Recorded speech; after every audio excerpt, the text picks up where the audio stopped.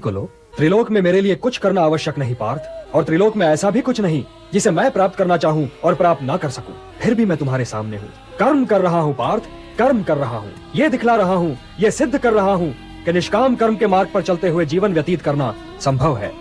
हे संजय, वासुदेव ने ये क्या कहा? महाराज, यहाँ पर तो वासुदेव कृष्ण के स्वर ही बदले हुए हैं, जैसे ये स्वयं वो नहीं बल्कि कोई और बोल रहा है। और कौन? महाराज, स्वयं नारायण के अतिरिक्त तो कोई और इस शैली में बोल ही नहीं सकता। वो कह रहे हैं कि त्रिलोक में उनके करने योग्य कुछ है ही नहीं, फिर भी वो कर्म कर रहे हैं कि यदि वो कर्म नहीं करेंगे तो संसार उन्हें दृष्टांत मानकर कर्म को त्याग देगा और कर्म चक्र ठहर जाएगा, और उसके ठहर जाने से समाज नष्ट हो जाएगा और इस सर्वनाश का कारण वही ठहराए जाएंगे। संजय, ये तो कोई साधारण या असाधारण पुरुष कह ही नहीं सकता, और ये वाक्य तो यदि किसी ब्रह्म ऋषि के भी हो तब भी ये अहंकार का प्रदर्शन माना जाएगा।